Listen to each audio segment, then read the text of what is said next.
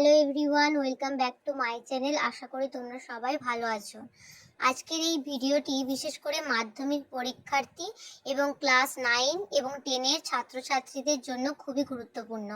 আজ আমরা শিখব প্রতিবেদন রচনা, আমাদের বিদ্যালয়ে অরণ্য সপ্তাহ পালন। অনেকেরই সমস্যা হয় প্রতিবেদন রচনা কিভাবে লিখব এবং কিভাবে লিখলে ফুল মার্কস পাওয়া যায়। চলো এই ভিডিওতে আমি স্টেপ বাই স্টেপ সব কিছু দেখিয়ে দেব। যেমন একটা ইংলিশে রিপোর্ট রাইটিং হয়, ঠিক সেটাই বাংলাতে প্রতিবেদন রচনা। তাহলে চলো আমরা ভিডিওটা শুরু করি।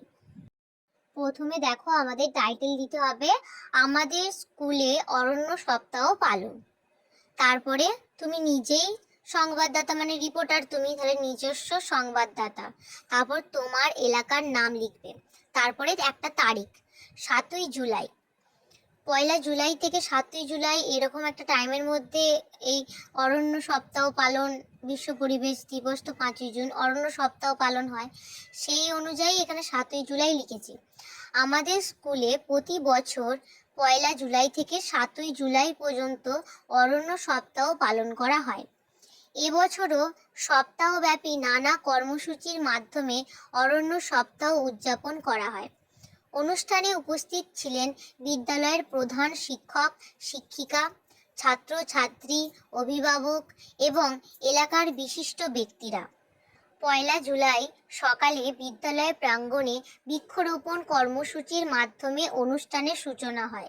ছাত্রছাত্রীরা স্কুলের মাঠ, বাগান ও আশপাশের এলাকায় বিভিন্ন ফলজ, বনজ ও ঔষধি গাছের চারা রোপণ করে।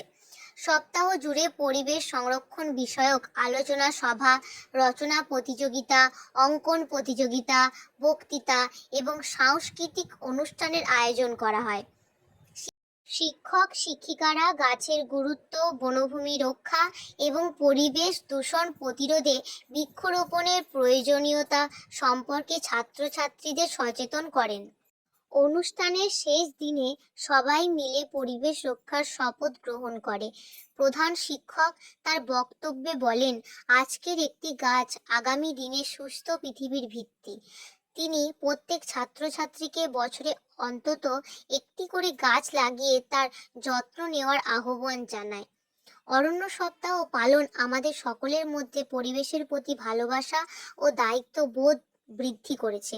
এই অনুষ্ঠান আমাদের কাছে অত্যন্ত শিক্ষণীয়, আনন্দদায়ক এবং স্মরণীয় হয়ে থাকবে। আশা করি প্রতিবেদন রচনাটি তোমাদের ভালো লেগেছে।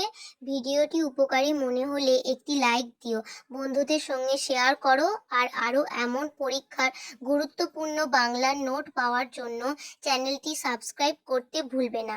ধন্যবাদ, শুভেচ্ছা রইল।